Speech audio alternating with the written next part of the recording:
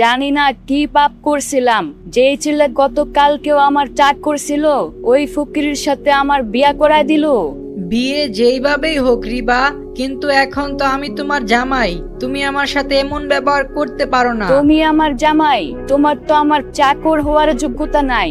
এখন কথা বেশি না বইলা এখান থেকে যাও, আর আমার জামা কাপড় রেডি করো, আমার অফিস যাওয়ার জন্য লেট হয়ে যেতেছে।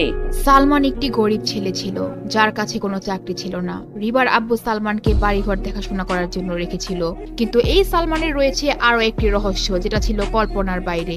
একদিন রিবার আব্বু হঠাৎ সালমানের কাছে গিয়ে হাত জোড় করে বলে, সালমান, আমি তোমার কাছে একটা রিকোয়েস্ট করতেছি, তুমি আমার মেয়েকে বিয়ে করো। স্যার, আপনি কি বলতেছেন? আমি আপনার বাসার চাকর, আমি আমার মালিকের মেয়েরে কিভাবে বিয়ে করি? আমি সব জেনে বুঝেই বলতেছি, তোমার আমার মেয়েকে বিয়ে করতেই হবে। এরপর রিবার আব্বু সালমানকে এমন কিছু কথা বলে যার কারণে সালমান বিয়েতে রাজি হয়ে যায়। এইদিকে রিবা একজন বিজনেস উইমেন, সে তার বাবার সমস্ত কথা শুনে, কিন্তু এই বিয়ের জন্য সে হাজারবার না করেছিল, কিন্তু তার বাবা জবরদস্তি করে তাকে বাসার কাজের লোকের সাথে বিয়ে দিয়ে দেয়। বিয়ের দিন যখন সালমান রাতে রিবার রুমে প্রবেশ করে, রিবার আগে মাথা গরম করে রাখে। ও জামাই সাহেব যে, তো আপনি কি আমার সাথে বাসার ঘর কাটানোর জন্য এখানে আসছেন নাকি? না না রিবা, এমন কিছু না, কিন্তু এখন তো তুমি আমার বউ হও, এখন তো আমার তোমার সাথে এই রুমেই থাকা লাগবে। একদম চুপ, তুমি কি এমন পাম পড়তে আমার আব্বুরে দিছ যে তোমার মতো একটা ভিখারি চাকরের সাথে আমার বিয়া দিয়া দিল? তুমি জানো আমি কত টাকা খরচ করি মাসে, আর আমি কেমন লাইফ কাটাই?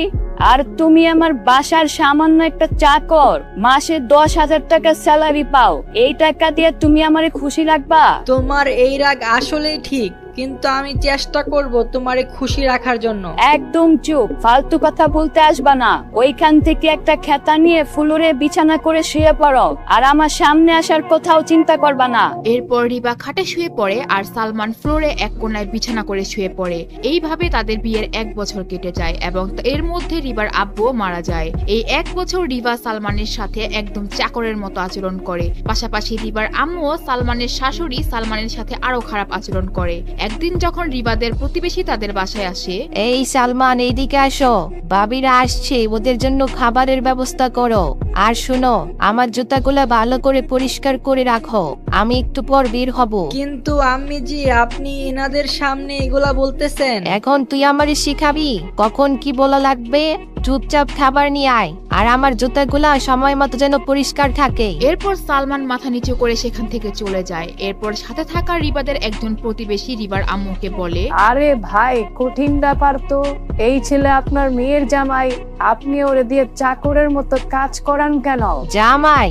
আরে জানি না কি এমন খারাপ কাজ করছিলাম জীবনে, যে এই ভিখারির মতো একটা ছেলেকে রিবার সাথে বিয়ে দিয়ে দেয়। এখন যেহেতু ও চাকর, তাহলে তো চাকরের কাজই করবে, তাই না?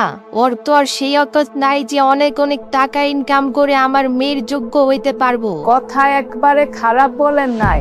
আপনার মেয়ে কত সুন্দর, কত স্মার্ট, শিক্ষিত। কত ছেলেরা রিবাকে বিয়ের জন্য পাগল ছিল, কিন্তু একটা জিনিস বুঝলাম না, রিবার আব্বু এই ছেলের মধ্যে কি এমন দেখলো? সালমান এইগুলা পাশ থেকে শুনে আর তার মনের মধ্যে প্রচুর কষ্ট অনুভব হয়, কিন্তু সে কিছুই বলে না, কারণ তার এইগুলো শুনে অভ্যাস হয়ে গেছে। কিছুক্ষণ পর সেখানে রিবা আসে আর সালমানকে বলে, এই সালমান, চলো আমার সাথে, আজকে আমার ড্রাইভার অসুস্থ, ও আজকে কাজে আসে নাই, তুমি চলো আমার সাথে, আমার অফিসে দেরি হয়ে যাচ্ছে। ঠিক আছে রিবা, আমি এখনই আসতেছি, তুমি কোনো চিন্তা করো না, আমি তোমাকে এখনই অফিসে নামিয়ে দিয়ে আসতেছি। হেই গাইস, যারা আপনারা ফ্রি ফায়ার খেলেন, বিশ্বস্ততার সাথে যারা কম দামে ডায়মন্ড টপ করতে চান, তারা প্লে স্টোরে গিয়ে লিখবেন কোডেক্স বাজার। কোডেক্স বাজার লেখার পর একটা অ্যাপস আসবে, যেটা ডাউনলোড করে নেবেন। এই অ্যাপসটা গাইস 50,000 মানুষ ডাউনলোড করছে, এন্ড এই অ্যাপসটা গাইস 24 ঘন্টা সার্ভিস দিয়ে থাকে। আপনারা যে কোনো সময় 10 সেকেন্ডের মধ্যে আপনারা ডায়মন্ড টপ করতে পারবেন, এন্ড এই অ্যাপসটা কিন্তু এআই দ্বারা পরিচালিত হয়, তো অনেক ইজিলি আপনারা এখান থেকে ডায়মন্ড নিতে পারবেন। এরপর গাইস যখন অ্যাপসটা ইনস্টল হয়ে যাবে, আপনারা কিন্তু অ্যাকাউন্টটা রেজিস্টার করে নেবেন গুগল অ্যাকাউন্ট দিয়ে। অ্যাকাউন্ট খোলা হয়ে গেলে একটা পপ আপ আইকনটা আসবে, যেখানে আপনারা লিংকে ক্লিক করে কিভাবে ডায়মন্ড টপ করতে হয়, কিভাবে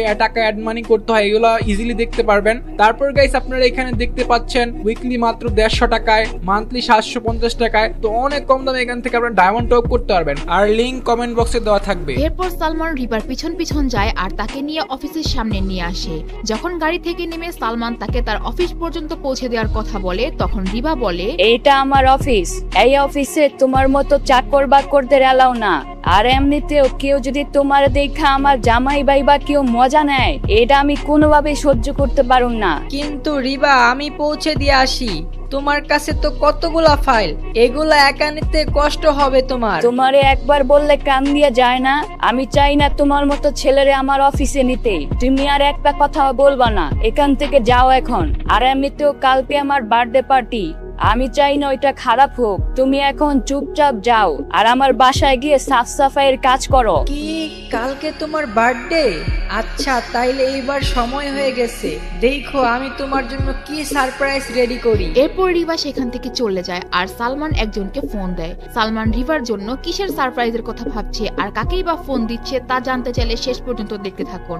আর এইদিকে রিবার অফিসে শহরের সবচেয়ে বড় স্বর্ণ ব্যবসায়ী রায়হান রিবার জন্য রুমে অপেক্ষা করছিল। আরে স্যার, আপনি এখানে? আপনি আমার অফিসে আসছেন? আমি তো একদম অবাক হয়ে গেলাম। আমাকে একটা ফোন করতেন, তাহলে আমি আপনার অফিসে চলে যেতাম। আমি জানি আমি আজ পর্যন্ত কারো অফিসে এইভাবে যাই নাই, কিন্তু রিবা, তোমার মধ্যে অবশ্যই কিছু একটা আছে। রিবা রায়হানের কথা বুঝতেছিল না। রায়হান কোনো সাধারণ ছেলে না, ঢাকা শহরের একজন সফল ব্যবসায়ী। শহরের শত শত মেয়েরা রায়হানকে বিয়ে করার জন্য পাগল, কিন্তু রায়হান রিবাকে পছন্দ করে ফেলে। দেখো রিবা, আমি তোমাকে একদম সোজাসুজি কথা বলি। আমি তোমার জন্য একটা বিজনেস প্রপোজাল নিয়ে আসছি। তুমি যদি আমার সাথে কানেক্ট হও, তাহলে শহরের বড় বড় বিজনেসম্যানদের কাতারে তোমার নাম আইসা পড়বে। আর এর বাইরেও আমার আরেকটা প্রপোজাল আছে। আমি তোমাকে অনেক পছন্দ করি, আমি তোমাকে বিয়ে করতে চাই। আমি জানি তুমি বিবাহিত, আমি তারপরেও তোমাকে বিয়ে করতে চাই। হঠাৎ এই প্রপোজালে রিভা চমকে যায়। তার এটা স্বপ্নের মতো লাগছিল। সে কবে থেকে চাচ্ছিল তার এই ছোট কোম্পানি আরো অনেক বড় করতে, কিন্তু এইগুলো ভেবেও সে কিছু বলার সাহস পায় না। ঘাবড়ানোর কোনো দরকার নাই, তুমি চাইলে আরো সময় নিয়ে ভেবে দেখতে পারো। তুমি ভাইবা পরে আমাকে জানিয়ে দিও। না না, আমার এই বিজনেস ডিল আর বিয়ের প্রস্তাব দুইটাই রাজি। আমার কোনো সমস্যা নাই, আমি রাজি। কি তুমি সত্যি বলতেছো? তোমার কোনো সমস্যা নাই? ওয়াও, এটা তো আমার জন্য খুব খুশির একটা সংবাদ। হ্যাঁ রায়হান স্যার, আমি বুঝেই সব বলতেছি। আচ্ছা, আমরা বাকি কথা পরে বলবো। কালকে আমার জন্মদিন, আপনি সেখানে আসবেন। আর আপনার কাছে আমার একটা হেল্প চাই, সেটা পরে বলবো। এর পরের দিন সালমান রিবার জন্মদিনের জন্য বিশাল আয়োজন করে। সেখানে রিবার ফ্রেন্ড এবং আত্মীয় স্বজন প্রতিবেশীদের ইনভাইট করে। অনেক খাবারের আয়োজনেরও ব্যবস্থা করে। সালমান আজকে একটা সুন্দর স্যুট পরে সেখানে আসে আর তার হাতে একটা গিফট নিয়ে সেই পার্টিতে জয়েন করে। আর সেটা তার শাশুড়ি রিবার আম্মু দেখে বলে, আজকের দিনে কোনো তামসা করবা না। আজকের দিনে এই সামান্য 100-200 টাকার গিফট দিয়া আমার মেয়ের মনটা নষ্ট করিস না। আজকে আমি চাই না যে তোর জন্য আমার মেয়ের মুডটা নষ্ট হোক। ঠিক আছে আমি জি, কোনো সমস্যা হবে না। এরপর সেখানে সেই স্বর্ণ ব্যবসায়ী রায়হান হাজির হয় আর সে এসে রিবার সামনে গিয়ে দাঁড়ায়। আর তখন রিবা রায়হানকে চুপি চুপি বলে, আপনি জানেন না আজকে আমাদের সালমানের সাথে কি করতে হবে? হ্যাঁ রিবা, এটা আবার মনে থাকবে না? যদি তোমাকে আমার বউ বানাইতে হয়, তাহলে এই 2 টাকার চাকরের অখাদ্য সামনে আনতেই হবে। আজকে তোমার এই ফকিরের বাচ্চা তালাক দেওয়ার জন্য রাজি হয়েই যাবে। এরপর তাদের প্ল্যান মতো রিবা আর রায়হানকে কেকের টেবিলের সামনে নিয়ে দাঁড়ায়। আর তখন তাদের প্ল্যানের মতো রায়হান সবার সামনে বলে, 1 মিনিট রিবা, তোমার আজকে বার্থডে, কিন্তু তোমার জামাই ওইদিকে কেন দাঁড়িয়ে আছে? আজকে তো তার তোমার সাথে থাকার কথা ছিল, তাই না রিবা? রাইট। সালমান, তুমি এইদিকে আসো, একসাথে কেক কাটি। রিভা প্রথমবার সালমানের সাথে এত ভালো আচরণ করলো। এরপর যখন সালমান সেখানে যায় কেক কাটার জন্য, রায়হান হালকা ল্যাং দিয়ে তাকে কেকের মধ্যে ফেলে দেয়। আর সেটা দেখে সবাই হাসাহাসি শুরু করে দেয়। কি হবে এরপর সালমানের সাথে? রিভা আর রায়হান আর কি প্ল্যান করে রেখেছে? সালমান কি আসলেই গরিব? রিবার জন্য কি গিফট এনেছিল সালমান? তা জানতে চাইলে দিবস গেমিং এর ইউটিউব চ্যানেলটি সাবস্ক্রাইব করে নোটিফিকেশন বাটন বাজিয়ে রাখেন।